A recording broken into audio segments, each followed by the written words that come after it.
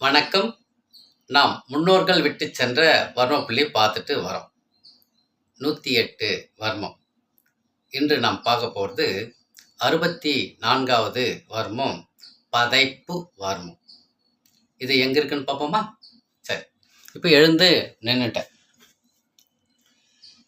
நம்முடைய முன்னாடி பகுதி முன்பக்கத்தில் மையத்தில் நேர்கோடு இது போட்டு வரேன் பாருங்க. விரல் வச்சு தான் போட்டு வரேன்.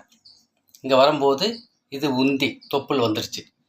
அப்படியே மீண்டும் அப்படியே நேர்கோடு போடுறேன். கடைசி எண்டு வருது. அதாவது இடுப்பு பகுதியும் வயிறு பகுதியும் பிரிக்கும் இடத்த.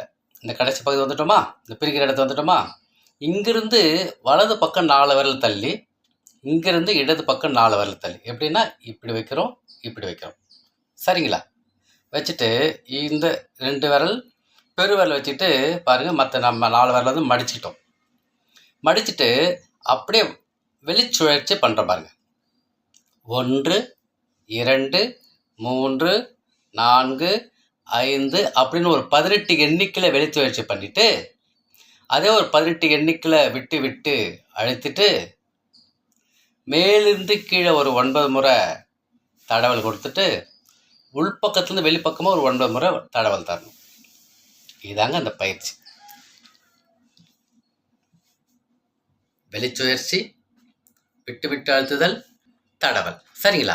இப்போ இதில் நமக்கு என்ன நன்மை அப்படின்னா, நிறைய நன்மை. குடல் இறக்கம், எரணியா சமநிலைக்கு வரும். வலி தாங்க முடியாது. குடல் இறக்கம் இருக்கிறவங்க வந்து இந்த பயிற்சி செய்யணும். அண்ணாந்து தண்ணி குடிக்கக்கூடாது, தூக்கி தண்ணி குடிக்கக்கூடாது. 2 சரியாக செஞ்சாங்கன்னா அந்த குடல் இறக்கத்துலேருந்து மீண்டு வந்துடலாம். நின்றுக்கிட்டு தண்ணி குடிக்கக்கூடாது, நடந்துக்கிட்டு தண்ணி குடிக்கக்கூடாது. வாட்டர். சரிங்களா? இது இந்த குடல் இறக்கத்துக்கான பயிற்சி.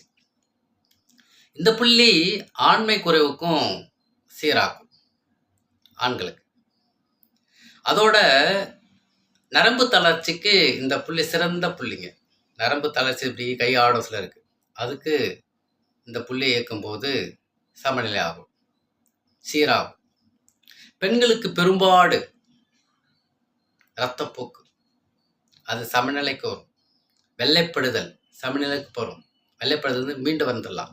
இனப்பெருக்க மண்டலம், குழந்தை பேர் நல்ல வன்மை பெறும். இனப்பெருக்க மண்டலம் வன்மை பெற்றுச்சுன்னா குழந்தை பேர் கிடைக்கும். கால்கள் வலி, விரல்கள் வலி, இதெல்லாம் சீராகும். இந்த புள்ளியை இயக்கும். உடல் நலம் காப்போம். நம் நலம் நம் கையில். அன்புடன் உங்கள் கண் ரவிவர்மன்.